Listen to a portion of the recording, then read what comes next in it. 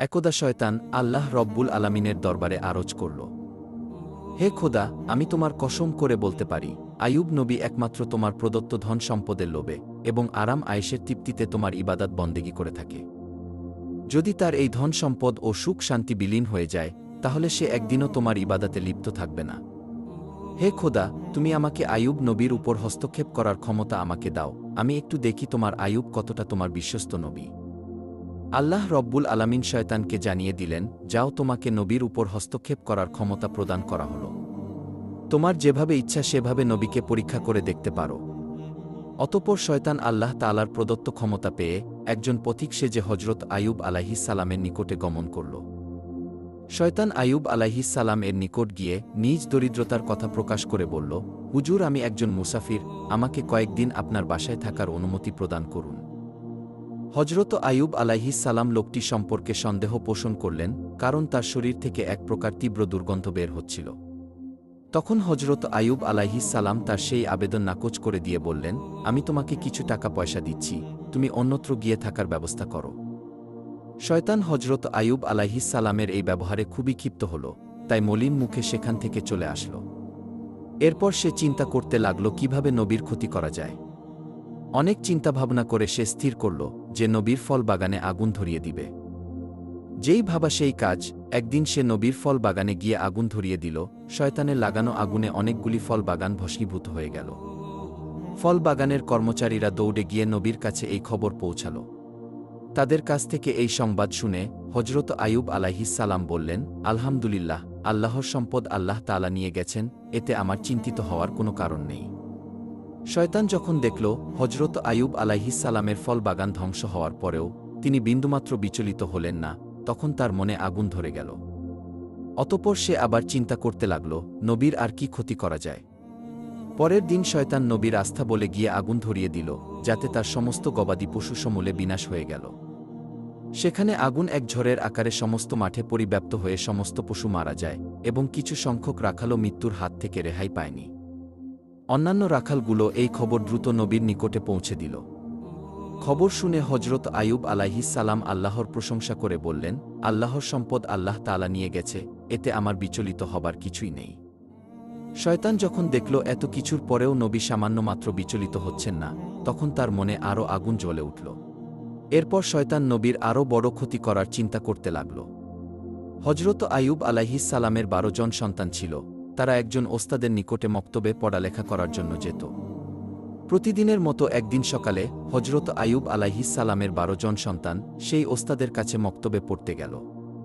কিছুক্ষণ পর ওস্তাদ কোনো এক কাজে মক্তব থেকে বের হল, আর শয়তান এই সুযোগে সেই মক্তবের ছাদ ধসে দিল। এতে হজরত আইয়ুব আলাইহিস সালামের 12 জন সন্তান মৃত্যুর মুখে পতিত হল। মক্তবের ওস্তাদ খুব ভয় পেয়ে কাঁপতে কাঁপতে গিয়ে হজরত আইয়ুব আলাইহিস সালামকে বললেন, হে আল্লাহর নবী, আমি কোনো কাজে মক্তব থেকে বাহিরে বেরিয়েছিলাম, এর মধ্যেই ইমারাতের ছাদ ধসে পড়ে আপনার 12 জন সন্তান মৃত্যুর মুখে পতিত হয়েছে। ওস্তাদের মুখে এইরূপ কথা শুনে হজরত আইয়ুব আলাইহিস সালাম পূর্বের ন্যায় আল্লাহর শুকরিয়া আদায় করে বললেন, আল্লাহর সম্পদ আল্লাহ নিয়ে গেছেন, এতে আমার বিচলিত হবার কিছুই নেই। শয়তান যখন দেখল সন্তানদের মৃত্যুতে হজরত আইয়ুব আলাইহিস সালামের ইমানে মোটেও দুর্বলতা আসল না, তখন সে হিংসায় জ্বলে পুড়ে ছারখার হয়ে যেতে লাগল এবং সে আরও বড় ক্ষতি করার চিন্তা ভাবনা করতে লাগল। এদিকে হজরত আইয়ুব আলাইহিস সালামের দুশমনেরা নবীর এই পরীক্ষা দেখে খুবই খুশি হল। নবীর কর্মচারী ও চাকর বাকরেরা নবীর এই করুণ অবস্থা দেখে যে যেদিক পারল চলে গেল। নবীর ঘর বাড়ি, বাগান এবং আস্তাবল সবকিছু শূন্য হয়ে পড়ে রইল। এই সুযোগে শত্রুরা এসে সবকিছু লুট করতে শুরু করল।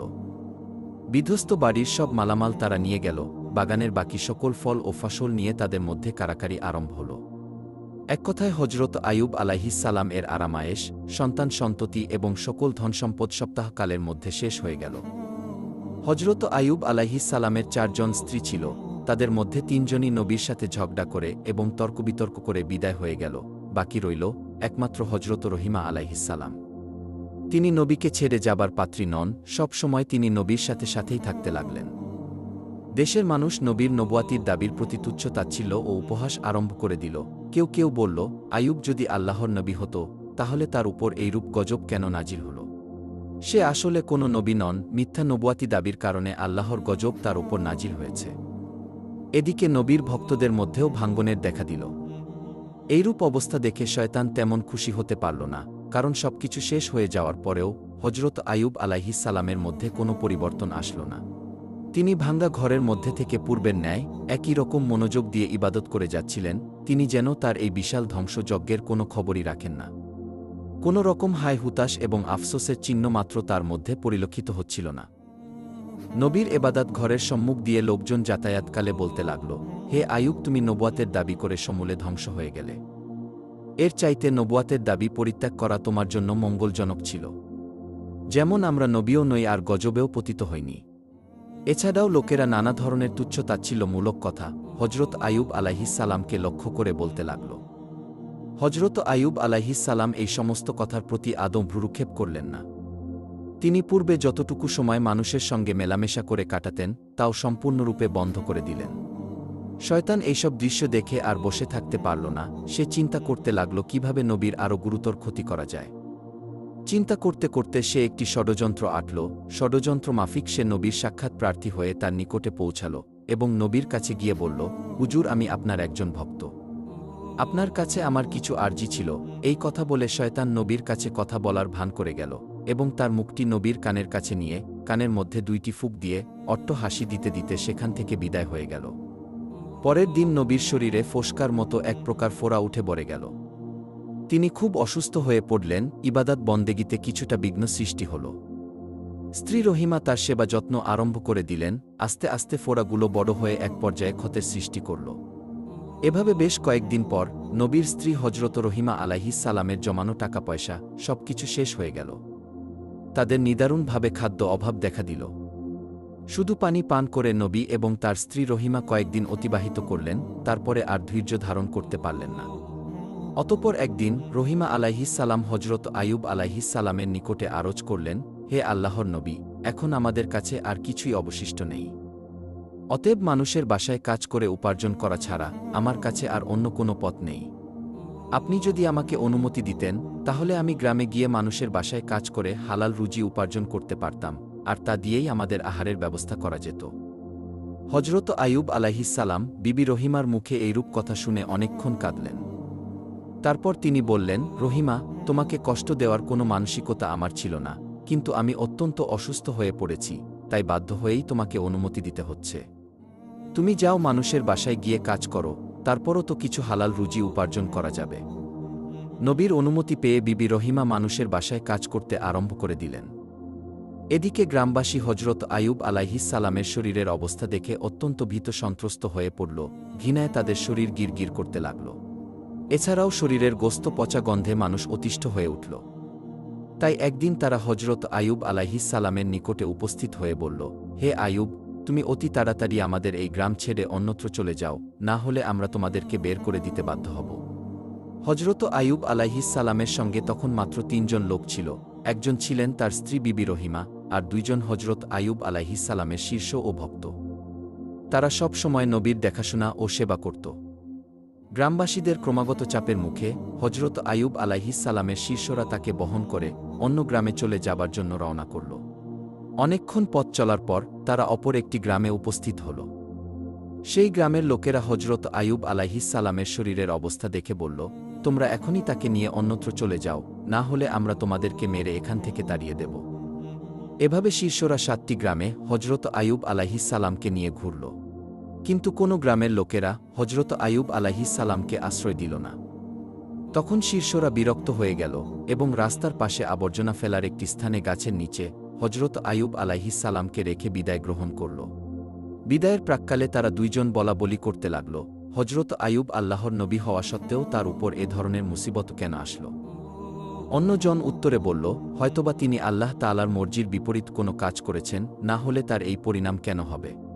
প্রথম জন সঙ্গীর কথায় সমর্থন করে বলল, নবী যখন আল্লাহর মনোনীত কার্যকলাপ থেকে বিচ্যুত হয়েছে, তখন আর তার পিছনে থেকে আমাদের কোনো লাভ নেই, চলো আমরা এখান থেকে চলে যাই। দুজনে এই ব্যাপারে একমত হল এবং হজরত আইয়ুব আলাইহিস সালামকে গাছের নিচে রেখেই তারা বিদায় গ্রহণ করল। হজরত রহিমা আলাইহিস সালাম নবীকে ছেড়ে বিদায় গ্রহণ করার পাত্রী নন, তাই তিনি সদা সর্বদা নবীর খেদমত করতে ব্যস্ত থাকতেন। অতঃপর হজরত রহিমা আলাইহিস সালাম খুব কষ্ট করে নবীকে নিয়ে জঙ্গলের একটি নির্জন স্থানে গিয়ে থাকার ব্যবস্থা করলেন। দিনের কিছু সময় গিয়ে মানুষের বাসায় এর কাজ করে যা সামান্য উপার্জন করতেন তা দ্বারা স্বামীর জন্য ঔষধ ও খাবারের ব্যবস্থা করতেন। আর এভাবেই দীর্ঘদিন অতিবাহিত হয়ে গেল। হজরত আইয়ুব আলাইহিস সালামের শরীরের কত কীট মরে যায়, আবার নতুনভাবে কত কীটের জন্ম হয়, এভাবে দিন দিন কীটের সংখ্যা বাড়া ছাড়া আর কমে না। তার শরীরের সামান্য হাড্ডি ও গোস্ত ছাড়া আর কিছুই অবশিষ্ট ছিল না। একদিন হজরত আইয়ুব আলাইহিস সালামের শরীর থেকে কয়েকটি কীট গড়িয়ে মাটিতে পড়ে গেল। তখন হজরত আইয়ুব আলাইহিস সালাম স্ত্রী রহিমাকে ডেকে বললেন, রহিমা, মানুষ মাটির তৈরি, মানুষ মৃত্যুবরণ করার পরে তার শরীরের হাড় এবং গোস্ত পুনরায় মাটিতে পরিণত হবে। মাঝখানে আল্লাহর কিছু পোকা যদি এই গোস্ত এবং রক্ত খেয়ে কিছুটা তৃপ্তি লাভ করতে পারে, তাতে আপত্তি কিসের? এতে অন্তত ওদেরকে খাবার দানের পূর্ণতা পাওয়া যাবে। অতএব যেই কীটগুলি গড়িয়ে মাটিতে পড়ে গেছে সেগুলিকে উঠিয়ে পুনরায় আমার শরীরের সঙ্গে লাগিয়ে দাও। হজরত রহিমা আলাইহিস সালাম স্বামীর আদেশ অনুসারে গড়িয়ে পড়া কীটগুলোকে পুনরায় তার শরীরের সঙ্গে লাগিয়ে দিলেন। এভাবেই সেদিন অতিবাহিত হয়ে গেল।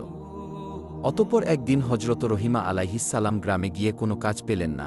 তখন তিনি খুবই দুশ্চিন্তাগ্রস্ত হয়ে পড়লেন, তিনি আজ তার স্বামীকে কিভাবে খেতে দিবেন।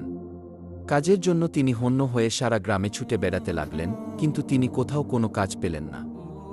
অবশেষে তিনি একজন মহিলার কাছে গিয়ে বললেন, হে মহিয়সী নারী, আপনি আমাকে আজকের জন্য কিছু টাকা ধার দিন, আমি আগামী দিন এই টাকা আপনাকে পরিশোধ করে দেব। আমার স্বামী খুবই রোগাগ্রস্ত, আমি আজকে কোনো কাজের ব্যবস্থা করতে পারিনি। আপনি যদি আমাকে কিছু টাকা ধার দিতেন, তাহলে সেই টাকা দিয়ে আমি আমার স্বামীর জন্য ঔষধ ও খাবার নিয়ে যেতে পারতাম। আপনি আমার প্রতি একটু দয়া করুন, না হলে আমার স্বামীকে না খেয়ে থাকতে হবে। মহিলাটি হজরত রহিমা আলাইহিস সালামের কথা শুনে বলল, আমি কাউকে টাকা ধার দেই না, জীবনে অনেক মানুষকে টাকা ধার দিয়েছি, কিন্তু তারা কেউ আজ পর্যন্ত আমার টাকা ফেরত দেয়নি। অতএব তোমার এই ভাওতাবাজি অভিনয় বাদ দিয়ে সোজা বাড়ির পথ দেখো, আমি কোনো টাকা তোমাকে ধার দিতে পারব না। হজরত রহিমা আলাইহিস সালাম বললেন, তবে আমাকে কিছু কাজ দিন, আর সেই কাজের বিনিময়ে না হয় আমাকে কিছু টাকা দিবেন। তখন মহিলাটি বলল, আমার কাছে এখন কোনো কাজ নেই, তবে আমি তোমাকে একটি শর্তের বিনিময়ে টাকা দিতে পারি। তোমার মাথার চুলগুলো আমার খুব পছন্দ হয়েছে, তুমি যদি তোমার মাথার চুলগুলি কেটে আমাকে দিয়ে দাও, সেই চুলগুলোর বিনিময়ে আমি তোমাকে কিছু টাকা দিতে পারি। হজরত রহিমা আলাইহিস সালাম বললেন, হে মহিয়সী নারী, আমার স্বামী অত্যন্ত রোগাগ্রস্ত, আমার স্বামীর সমস্ত শরীর পোকায় খেয়ে ফেলেছে, তিনি কঠিন কোনো জিনিস স্পর্শ করতে পারেন না। তিনি যখন বিছানা থেকে উঠেন তখন আমার মাথার চুল ধরে বিছানা থেকে উঠেন। আমি যদি মাথার চুলগুলো কেটে আপনাকে দিয়ে দেই, তাহলে আমার স্বামী কি করে বিছানা থেকে উঠবেন? তখন সেই মহিলা বলল, ঠিক আছে, তাহলে তুমি তোমার মাথার অর্ধেক চুল কেটে আমাকে দিয়ে দাও, আমি সেই অর্ধেক চুলের বিনিময়ে তোমাকে টাকা দিব। হজরত রহিমা আলাইহিস সালাম চতুর্দিক দিয়ে নিরুপায় হয়ে শেষ পর্যন্ত মহিলার প্রস্তাবে রাজি হয়ে গেলেন এবং তিনি তার মাথার অর্ধেক চুল কেটে তাকে দিয়ে দিলেন। অতঃপর বিবি রহিমা মহিলার নিকট থেকে কিছু অর্থ গ্রহণ করে সেই টাকা দিয়ে স্বামীর জন্য আহার এবং ঔষধ ক্রয় করে বাড়ির পথে রওনা করলেন। শয়তান যখন দেখল হজরত রহিমা আলাইহিস সালাম তার মাথার অর্ধেক চুল কেটে ফেলেছেন, শয়তান এই ঘটনা হজরত আইয়ুব ও বিবি রহিমার মধ্যে ভুল বোঝাবুঝির জন্য একটি মোক্ষম সুযোগ হিসেবে গ্রহণ করল। এরপর শয়তান একজন দরবেশের রূপে হজরত আইয়ুব আলাইহিস সালামের কাছে এসে বলল, হুজুর, আপনি একজন আল্লাহর নবী, অথচ আপনার স্ত্রীর চরিত্র অত্যন্ত জঘন্য। সে প্রায় বিভিন্ন জায়গায় চুরি করে এবং চুরির মাধ্যমে অন্যায়ভাবে অর্থ উপার্জন করে। এর ফলশ্রুতিতে আজকের চুরির ঘটনায় মানুষ তাকে হাতে নাতে ধরে ফেলেছে এবং তার মাথার অর্ধেক চুল কেটে দিয়েছে। সে বাড়িতে ফিরে আসলে আপনি এর সত্যতা দেখতে পারবেন। আমরা নবী হিসেবে আপনাকে অত্যন্ত শ্রদ্ধা করি, তাই আগে থেকেই আপনাকে এই ঘটনা জানিয়ে গেলাম। এই কথা বলে শয়তান সেখান থেকে বিদায় গ্রহণ করল। হজরত আইয়ুব আলাইহিস সালাম শয়তানের এই কথায় বিশ্বাস করলেন এবং অত্যন্ত ক্রোধান্বিত হয়ে একাকী বললেন, আমার স্ত্রী এত নিম্ন স্তরে গিয়ে পৌঁছেছে, আমি কল্পনাও করতে পারি না। আমি আর তার উপার্জিত অর্থ খাব না। সে আমাকে এ যাবৎ অসৎ পথের উপার্জন খাইয়েছে, এজন্য আমি আল্লাহর কাছে অত্যন্ত অনুতপ্ত। তিনি আল্লাহর কাছে দোয়া করে বললেন, হে আমার মাবুদ, হে রহমানুর রহিম, তুমি আমাকে ক্ষমা করে দাও। আমি যদি সুস্থ হয়ে উঠি তাহলে অবশ্যই তাকে 100 বেতের আঘাত করব। আমি পুনরায় তোমার কসম খেয়ে বলছি, আমি সুস্থ হবার পরে অবশ্যই তাকে 100 বেতের আঘাত করব। হজরত আইয়ুব আলাইহিস সালাম তার স্ত্রীর এমন খবর শুনে অত্যন্ত বারাক্রান্ত হয়ে রইলেন। সেদিন সন্ধ্যাবেলা হজরত রহিমা আলাইহিস সালাম ঘরে ফিরে আসার পর হজরত আইয়ুব আলাইহিসসালাম তার সাথে কোনো কথা বললেন না।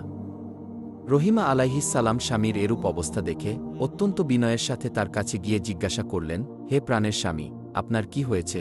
কেন আপনি আমার সঙ্গে কোনো কথা বলছেন না? কিন্তু হজরত আইয়ুব আলাইহিসসালাম তার কথার কোনো উত্তর দিলেন না।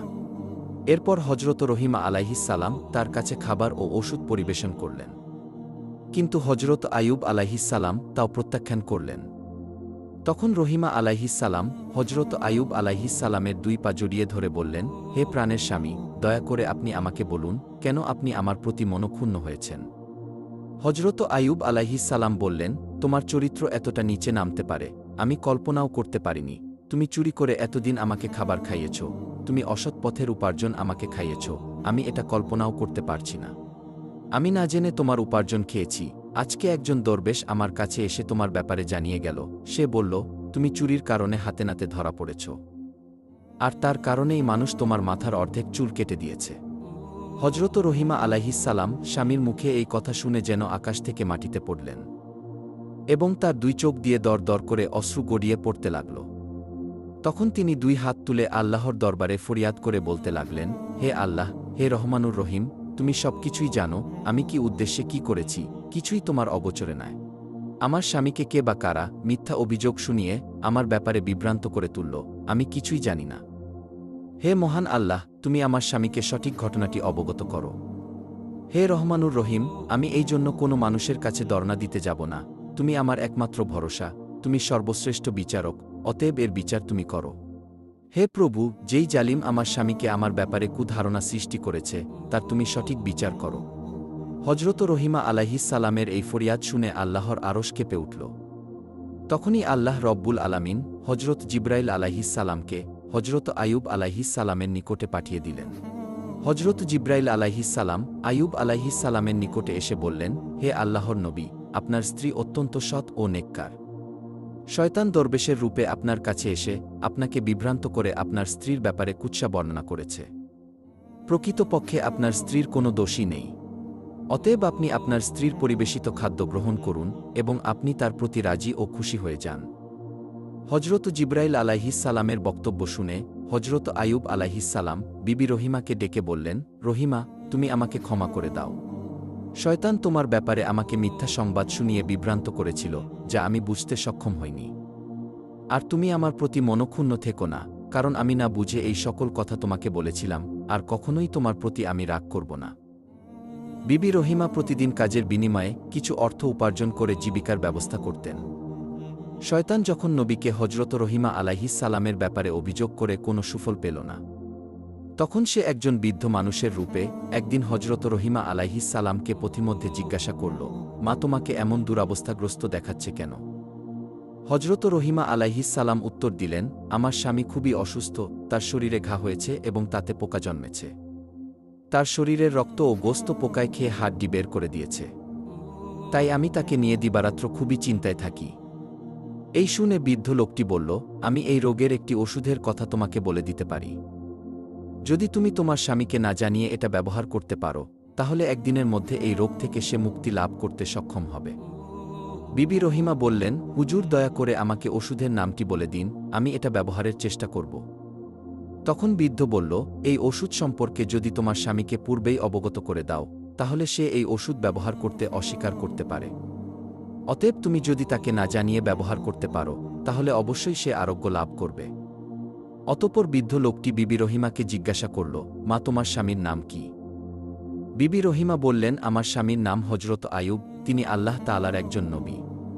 প্রথম জীবনে তিনি খুবই সম্পদশালী ছিলেন, পরবর্তীতে আল্লাহ রব্বুল আলামিন তাকে বিভিন্ন বালা মুসিবত দিয়ে পরীক্ষায় ফেলেছেন, এখন তিনি কঠিন রোগে আক্রান্ত।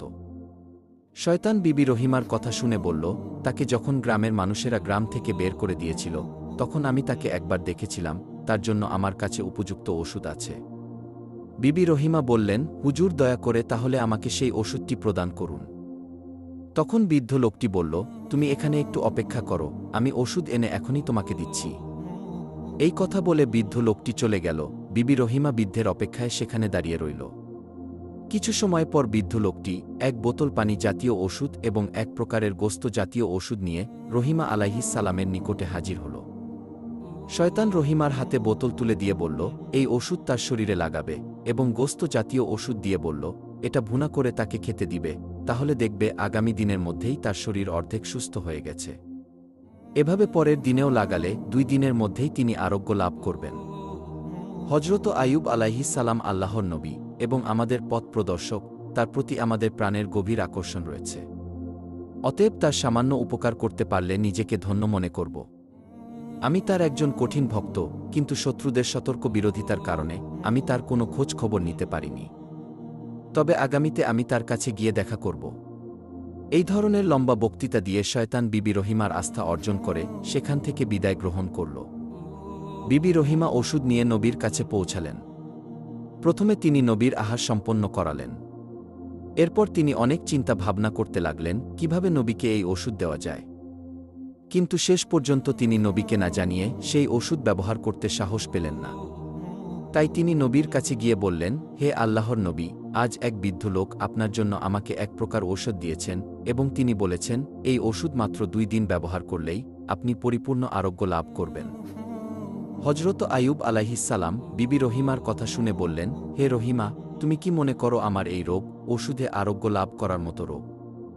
এটা আল্লাহ রব্বুল আলামিন আমাকে দিয়েছেন এবং তিনি এই রোগ সারিয়ে তুলবেন, কোনো ওষুধে এই রোগ সারবে না। হজরত রহিমা আলাইহিস সালাম স্বামীর কথা শুনে বললেন, যিনি এই ওষুধ আমাকে দিয়েছেন তিনি একজন মুসলিম এবং তিনি আপনার একজন ভক্ত। তাই তার ওষুধের ব্যাপারে আমার কোনো সন্দেহ নেই, এখন আপনার মর্জির উপর নির্ভরশীল। হজরত আইয়ুব আলাইহিস সালাম বললেন, ঠিক আছে, তুমি ওষুধগুলো রেখে দাও, আল্লাহ তাআলার পক্ষ থেকে এ ব্যাপারে কোনো সংবাদ না পেলে আমি এই ওষুধ ব্যবহার করতে পারি না। হজরত রহিমা আলাইহিস সালাম নবীর এই আদেশ পেয়ে নবীর বিছানার কাছেই সেই ওষুধগুলো রেখে দিলেন। পরের দিন সকালে হজরত আইয়ুব আলাইহিস সালাম বিবি রহিমাকে ডেকে বললেন, রহিমা, আমি অসুস্থ হবার পর থেকে প্রতি রাতে 2 বার আল্লাহ রব্বুল আলামিনের তাজাল্লি দর্শন করতাম এবং সেই তাজাল্লি দর্শন করে মনে অনেক তৃপ্তি লাভ করতাম। কিন্তু আজকে রাত্রে সেই নূরের তাজাল্লি আমি দর্শন করতে সক্ষম হয়নি। কিন্তু এর কারণ কি তা বুঝতে পারলাম না। রহিমা বললেন, হে প্রাণের স্বামী, আপনি একজন আল্লাহর নবী, এর উপযুক্ত কারণ হয়তো আপনার কাছেই জানা আছে। আমি একজন সাধারণ আল্লাহর বান্দী, আমি কি করে জানব এর উপযুক্ত কারণ কি? এরপর হজরত আইয়ুব আলাইহিস সালাম খুবই দুশ্চিন্তায় পড়ে গেলেন। এভাবে 3 দিন অতিবাহিত হয়ে গেল, তিনি আল্লাহ রব্বুল আলামিনের তাজাল্লির দর্শন করতে সক্ষম হলেন না। অবশেষে তিনি 2 হাত তুলে আল্লাহর দরবারে কেঁদে কেঁদে তাজাল্লি দর্শন লাভের জন্য ফরিয়াদ জানাতে লাগলেন। হে আল্লাহ রব্বুল আলামিন, আমি জানি না কি ভুলের কারণে আপনার তাজাল্লি দর্শন লাভ করতে আমি সক্ষম হচ্ছি না। আমার যদি কোনো ভুল হয়ে থাকে তাহলে আমার ভুলগুলো ক্ষমা করে দিন, আর দয়া করে আপনার তাজাল্লির দর্শন থেকে আমাকে বঞ্চিত করবেন না। হজরত আইয়ুব আলাইহিস সালামের এরূপ দোয়ার পর হজরত জিবরাইল আলাইহিস সালাম এসে তাকে জানালেন, হে আল্লাহর নবী, আপনার বিছানার পাশে শরাবের বোতল ও শূকরের গোস্ত রাখা আছে। এইসব হারাম জিনিস আপনার বিছানার পাশে রেখে আপনি কিভাবে আল্লাহর তাজাল্লি দর্শনের আশা করতে পারেন? আপনি যদি পুনরায় আল্লাহর তাজাল্লির দর্শন লাভ করতে চান তাহলে অবশ্যই এই জিনিসগুলো এখনই আপনার বিছানার পাশ থেকে অপসারণ করুন। গভীর রজনীতে হজরত আইয়ুব আলাইহিস সালাম বিবি রহিমাকে ডেকে বললেন, হে রহিমা, আমার বিছানার কাছে কোথায় শরাব ও শূকরের গোস্ত আছে দেখো, অতিসত্বর সেগুলোকে অপসারণ করো। ওই বস্তুগুলো এখানে থাকার কারণে আমি আল্লাহর তাজাল্লি দর্শনে ব্যর্থ হচ্ছি। বিবি রহিমা চতুর্দিকে ভালো করে খোঁজাখুঁজি করলেন, কিন্তু তিনি কোথাও শরাব ও শূকরের গোস্ত পেলেন না। তখন হজরত আইয়ুব আলাইহিস সালাম তাকে বললেন, তোমার আনা সেই ওষুধগুলো কোথায়? বিবি রহিমা বললেন, সেগুলো এখানেই আছে, আপনার বিছানার পাশে। নবী বললেন, সেগুলোকে এখান থেকে সরিয়ে ফেলো, আমার মনে হয় এইগুলোই শরাব এবং শূকরের গোস্ত। নবীর আদেশ পেয়ে বিবি রহিমা তখন সেই ওষুধগুলোকে দূরে সরিয়ে রাখলেন। অতঃপর হজরত আইয়ুব আলাইহিস সালাম আবার আল্লাহর ইবাদতে ধ্যানমগ্ন হলেন। যখন রজনী শেষের দিকে আসলো তখন আইয়ুব আলাইহিস সালাম চিৎকার দিয়ে বলে উঠলেন, হে রহিমা, এবার আমি আল্লাহর তাজাল্লি দর্শন লাভ করতে সক্ষম হচ্ছি। রহিমা, ভেবে দেখো, তাহলে ওই ওষুধগুলোই ছিল শরাব এবং শূকরের গোস্ত। এগুলো আমার নিকটে থাকায় আমি আজ 3 দিন পর্যন্ত আল্লাহর তাজাল্লি দর্শনে ব্যর্থ হয়েছি। এগুলো যে তোমাকে দিয়েছে সে মানুষ নয়, বরং সে মানুষরূপী শয়তান। শয়তান এই ওষুধগুলো দিয়ে তোমাকে এবং আমাকে বিভ্রান্ত করার চেষ্টা করেছিল। কিন্তু আল্লাহ রব্বুল আলামিনের অশেষ মেহেরবানিতে আমরা শয়তানের ধোঁকা থেকে রক্ষা পেতে সক্ষম হয়েছি। হজরত আইয়ুব আলাইহিসসালাম এইভাবে দীর্ঘ 18 বছর অসুস্থ হয়েছিলেন এবং দুঃখ যাতনা ভোগ করেছিলেন। শেষের দিকে যখন তার শরীরের পোকাগুলো তার চোখ ও জিহ্বায় আক্রমণ করতে লাগল, তখন তিনি কেঁদে কেঁদে আল্লাহর দরবারে ফরিয়াদ করে বললেন, হে খোদা, আমার চোখ দ্বারা আমি সূর্য দেখে নামাজের ওয়াক্ত ঠিক করি, আর জিহ্বা দ্বারা তোমার জিকির করি। অতএব এই দুটি জিনিসও যদি পোকায় খেয়ে নষ্ট করে ফেলে, তাহলে তোমার ইবাদত করা আমার জন্য কষ্টকর হয়ে যাবে। তখন আল্লাহ তাআলা তার নবীকে জানিয়ে দিলেন, আমি অচিরেই আপনাকে রোগমুক্ত করব এবং আপনার স্ত্রীকে পুরস্কৃত করব। অতঃপর কোনো একদিন ভোরবেলা বিবি রহিমা কাজে বের হয়ে গেলেন। বিবি রহিমা কাজে বের হয়ে যাবার পরে হজরত জিব্রাইল আলাইহিসসালাম হজরত আইয়ুব আলাইহিসসালামের নিকটে এসে বললেন, হে আল্লাহর নবী, আপনি আপনার পদযুগল দিয়ে মাটির উপর আঘাত করুন। আপনার পায়ের আঘাতে একটি নহর সৃষ্টি হবে, আপনি সেই নহরের পানি দ্বারা গোসল করুন এবং পেট ভরে সেই পানি পান করুন, অল্পক্ষণের মধ্যেই আপনি সুস্থ হয়ে উঠবেন। হজরত আইয়ুব আলাইহিসসালাম জিব্রাইল আলাইহিসসালামের পরামর্শ অনুসারে তার দুই পায়ের দ্বারা মাটির উপর আঘাত করলেন। তখন সেখান থেকে একটি পানির ফোয়ারার সৃষ্টি হল এবং সেই ফোয়ারা থেকে পানি উৎকলিত হয়ে হজরত আইয়ুব আলাইহিসসালামের শরীরে পতিত হল। আল্লাহর মেহেরবানিতে হজরত আইয়ুব আলাইহিসসালামের শরীরে ফোয়ারার পানি লাগার সঙ্গে সঙ্গে তার শরীরের ক্ষতস্থানগুলো ভালো হয়ে নতুন চামড়া গজাল। অতঃপর নবী সেই ফোয়ারার পানি দিয়ে ভালোভাবে গোসল করলেন। সাথে সাথে হজরত আইয়ুব আলাইহিসসালামের সমস্ত শরীরে নতুন চামড়া গজাল এবং তার ক্ষতগুলো এমনভাবে নিশ্চিহ্ন হয়ে গেল যেন তার শরীরে কোনোদিন কোনো ক্ষত বা রোগের চিহ্নই ছিল না। ফোয়ারার পানি দিয়ে গোসল করার পর তার শরীর পূর্বের চাইতে অনেক উজ্জ্বল ও সুন্দর হয়ে উঠল, তার চেহারা চাঁদের আলোর ন্যায় জল জল করতে লাগল। তিনি গোসল শেষ করে পেট ভরে সেই ফোয়ারার পানি পান করলেন। এতে তার ক্ষুধার তৃষ্ণা সম্পূর্ণরূপে দূর হয়ে গেল। এই সময় তিনি দেখলেন একজন ফেরেশতা দূর থেকে থলে ভর্তি করে কাপড় নিয়ে তার কাছে হাজির হয়ে বলল, হে আল্লাহর নবী, এগুলো আপনার জন্য জান্নাত থেকে নিয়ে আসা হয়েছে, এগুলো আপনি পরিধান করুন। হজরত আইয়ুব আলাইহিসসালাম পোটলা খুলে দেখতে পেলেন সেখানে জান্নাতি কাপড় রয়েছে। অতঃপর তিনি জান্নাতি জামা কাপড় পরিধান করলেন এবং তার মনে অশেষ তৃপ্তি এল। তিনি দীর্ঘ 18 বছর অসুস্থ থাকার পরে আজকে পরিপূর্ণভাবে আরোগ্য লাভ করলেন এবং হাঁটতে চলতে সক্ষম হলেন। অতঃপর তিনি আল্লাহর দরবারে শুকরিয়া আদায় করে একটু দূরে জঙ্গলের এক প্রান্তে বসে রইলেন। এমন সময় বিবি রহিমা কষ্টে উপার্জিত অর্থ দ্বারা কিছু খাবার ক্রয় করে দ্রুত স্বামীর নিকট ফিরে আসলেন। তিনি তার স্বামীর নিকটে ফিরে এসে দেখলেন স্বামী তার বিছানায় নেই। অতঃপর তিনি সেখানে বসে চিৎকার করে কাঁদতে আরম্ভ করে দিলেন এবং বিনয়ের সঙ্গে আল্লাহ রব্বুল আলামিনের দরবারে প্রার্থনা করলেন, হে আমার মাবুদ, আমি জানি না আমার স্বামীকে কে নিয়ে গেছে, তাকে কি কোনো বাঘে খেয়ে ফেলেছে নাকি অন্য কোনো জীবজন্তু গায়েব করে দিয়েছে, আমি কিছুই জানি না। হে আল্লাহ, আমি তোমার কাছে ফরিয়াদ জানাচ্ছি, তুমি আমার স্বামীকে আমার কাছে ফিরিয়ে দাও। হে মাবুদ, আপনি পারেন না এমন কোনো কাজ নেই, আমি আমার স্বামীকে ছাড়া কোনোভাবেই বাঁচব না। এভাবে অনেকক্ষণ যাবৎ হজরত রহিমা আলাইহিসসালাম আল্লাহ রব্বুল আলামিনের দরবারে ফরিয়াদ করার পরে উঠে দাঁড়ালেন এবং তিনি এদিক সেদিক ছোটাছুটি করে হজরত আইয়ুব আলাইহিসসালামের খোঁজ করতে লাগলেন। তিনি দেখতে লাগলেন যে কোথাও হজরত আইয়ুব আলাইহিসসালামের কোনো চিহ্ন খুঁজে পাওয়া যায় কিনা। কিন্তু অনেকক্ষণ তিনি ছোটাছুটি করার পরেও হজরত আইয়ুব আলাইহিসসালামের কোনো চিহ্ন তিনি খুঁজে পেলেন না। এরপর তিনি দেখতে পেলেন দূরে এক ব্যক্তি সুন্দর পোশাক পরিচ্ছেদ পরে বসে রয়েছেন। তিনি সেই ব্যক্তির নিকট গিয়ে জিজ্ঞাসা করলেন, জনাব, এখানে গাছের নিচে একজন রোগী ছিল, আপনি কি তার কোনো খবর জানেন? হজরত আইয়ুব আলাইহিসসালাম এতক্ষণ দূরে বসে হজরত রহিমা আলাইহিসসালামের অবস্থা পর্যবেক্ষণ করছিলেন। তৎক্ষণাৎ তিনি হজরত রহিমা আলাইহিসসালামের কাছে তার পরিচয় প্রকাশ করলেন না। তিনি হজরত রহিমা আলাইহিসসালামকে জিজ্ঞাসা করলেন, রোগী তোমার কি হয়?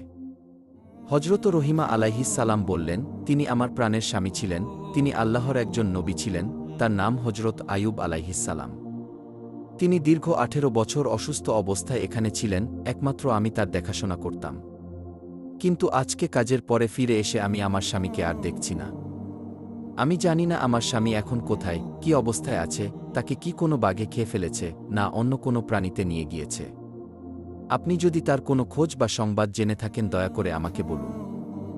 হজরত আইয়ুব আলাইহিসসালাম তখন হজরত রহিমা আলাইহিসসালামকে জিজ্ঞাসা করলেন, আপনি যদি আপনার স্বামীর চেহারা দেখেন তাহলে কি আপনি আপনার স্বামীকে চিনতে পারবেন? হজরত রহিমা আলাইহিসসালাম উত্তর দিলেন, কি বলেন জনাব, যেই স্বামীর দীর্ঘ 18 বছর দেখাশোনা করলাম, তার চেহারা দেখলে আমি চিনতে পারব না। আমি অবশ্যই তাকে চিনতে পারব। অতঃপর হজরত আইয়ুব আলাইহিসসালাম তার চেহারা থেকে কাপড় সরিয়ে বললেন, দেখুন তো এই ব্যক্তিকে চিনতে পারেন কিনা। বিবি রহিমা আলাইহিসসালাম যখন হজরত আইয়ুব আলাইহিসসালামের নুরানি চেহারার দিকে দৃষ্টিপাত করলেন, তখনই তিনি হাউমাউ করে কেঁদে উঠলেন এবং তাকে জড়িয়ে ধরে বললেন, হে আল্লাহর নবী, আল্লাহ রব্বুল আলামিন আপনাকে এইভাবে সুস্থ করে তুলবেন আমি স্বপ্নেও কল্পনা করতে পারিনি। আমি তো আপনার চিন্তায় অস্থির হয়ে পড়েছিলাম। আল্লাহর দরবারে লাখো কোটি শুকরিয়া যে তিনি আপনাকে সুস্থ করে দিয়েছেন এবং পুনরায় আমার কাছে ফিরিয়ে দিয়েছেন। এইভাবে স্বামী এবং স্ত্রী অনেকক্ষণ যাবৎ কান্না করতে লাগলেন এবং আল্লাহ রব্বুল আলামিনের দরবারে দুজনেই অশেষ কৃতজ্ঞতা জ্ঞাপন করলেন। অতঃপর হজরত আইয়ুব আলাইহিসসালাম বিবি রহিমাকে জানালেন কিভাবে তিনি সুস্থ হলেন এবং কিভাবে হজরত জিব্রাইল আলাইহিসসালাম তাকে সুস্থ করার জন্য নহর তৈরি করে দিলেন। এরপর হজরত আইয়ুব আলাইহিসসালাম তার স্ত্রীকে সেই নহরে গোসল করার জন্য অনুরোধ করলেন। স্বামীর কথা মতো হজরত রহিমা আলাইহিসসালাম সেই নহরে গোসল করলেন। নহরে গোসল করার সাথে সাথে হজরত রহিমা আলাইহিসসালামের চেহারাও চাঁদের ন্যায় জল জল করতে লাগল। 18 বছরের যুবতীর ন্যায় তার শরীরে রূপ লাবণ্য ফিরে আসল। এরপরে হজরত আইয়ুব আলাইহিসসালাম তার স্ত্রীকে নিয়ে নিজের বাড়িতে ফিরে আসার জন্য রওনা করলেন। কিছু পথ অতিক্রম করতেই তারা তাদের বাড়িতে এসে দেখলেন তাদের দালান কোটা পূর্বের ন্যায় অক্ষত অবস্থায় রয়েছে। অতঃপর তারা ভিতরে প্রবেশ করে দেখলেন তাদের ছেলেমেয়েরা সকলে বসে খেলা করছে। পিতামাতাকে দেখে তারা সকলে এসে তাদেরকে জড়িয়ে ধরল এবং তারা জিজ্ঞাসা করল, আপনারা কয়েকদিন যাবৎ কোথায় ছিলেন? হজরত আইয়ুব আলাইহিসসালাম তাদেরকে বললেন, আমরা আল্লাহ তাআলার দাওয়াতে গিয়েছিলাম। তখন ছেলে মেয়েরা হাউমাউ করে কেঁদে উঠল এবং তাদেরকে বলল, কেন আপনারা আমাদেরকে একা রেখে দাওয়াতে গিয়েছিলেন? উত্তরে হজরত আইয়ুব আলাইহিসসালাম বললেন, এই কথা তোমাদেরকে পরে বলবো। এদিকে মাঠের খাদেমগণ এসে বলল, হে আল্লাহর নবী, আপনার পশু পাখি ও বাগবাগিচা যা কিছু ধ্বংস হয়েছিল, আজকের তা আবার পুনরায় আমরা আগের অবস্থায় ফিরে পেয়েছি। এগুলো কিভাবে সব আগের অবস্থায় ফিরে আসলো আমরা কিছুই জানি না। কিছুক্ষণ পরে কয়েকজন খাদেম এসে বলল, হুজুর, আপনার ধন সম্পদ এবং আসবাবপত্র লোকেরা যা লুট করে নিয়েছিল তার সম্পূর্ণ আমরা ফিরে পেয়েছি। সমস্ত মালপত্র আমাদের এই প্রাসাদের কয়েকটি কক্ষে রক্ষিত আছে। হজরত আইয়ুব আলাইহিসসালামের আরও কয়েকজন পুরাতন খাদেম এসে তার বন্ধুবান্ধব এবং তার উম্মতগণের আগমন ও খোঁজ খবর নেওয়ার কথা নবীকে জানালেন। নবী এই সকল খবর শুনে পুনরায় আল্লাহ রব্বুল আলামিনের ইবাদাতে মশগুল হলেন। এদিকে হজরত জিব্রাইল আলাইহিসসালাম নবীকে এসে জানালেন, হে আল্লাহর নবী, আপনি অসুস্থ অবস্থায় বিবি রহিমার চুল কাটার ঘটনা শুনে ক্রোধান্বিত হয়ে কসম করেছিলেন তাকে 100 বেতের আঘাত করবেন। সেক্ষেত্রে আপনি যে ঘটনার জন্য কসম করেছিলেন তা মিথ্যা বলে প্রমাণিত হয়েছে, কিন্তু আপনার কসমের শর্ত বাতিল হয়নি। অতএব আপনি 100 গমের শীষ একত্রিত করে বিবি রহিমার শরীরে একবার মৃদু আঘাত করুন, তাতে আপনার কসমের শর্ত পূরণ হয়ে যাবে এবং রহিমা আলাইহিসসালামের কোনো কষ্ট হবে না। হজরত জিব্রাইল আলাইহিসসালামের পরামর্শ অনুসারে হজরত আইয়ুব আলাইহিসসালাম 100 শুকনা গমের শীষ একত্রিত করে বিবি রহিমার শরীরে একবার মৃদু আঘাত করলেন। এতে নবীর কসম পূরণ হয়ে গেল এবং বিবি রহিমার কোনো কষ্ট হল না। প্রিয় বন্ধুরা, শয়তান হজরত আইয়ুব আলাইহিসসালামকে বিভিন্নভাবে চ্যালেঞ্জ করেছে, কিন্তু হজরত আইয়ুব আলাইহিসসালামকে কোনোভাবেই বিভ্রান্ত করে পথভ্রষ্ট করতে পারেনি। হজরত আইয়ুব আলাইহিসসালামের মতো যদি আমরা আল্লাহ রব্বুল আলামিনের পথে ধৈর্য ধারণ করতে পারি, তাহলে কখনোই শয়তান আমাদেরকে পথভ্রষ্ট করতে পারবে না। আল্লাহ রব্বুল আলামিন আমাদেরকে হজরত আইয়ুব আলাইহিসসালামের জীবনী থেকে পরিপূর্ণ শিক্ষা লাভের তৌফিক দান করুন।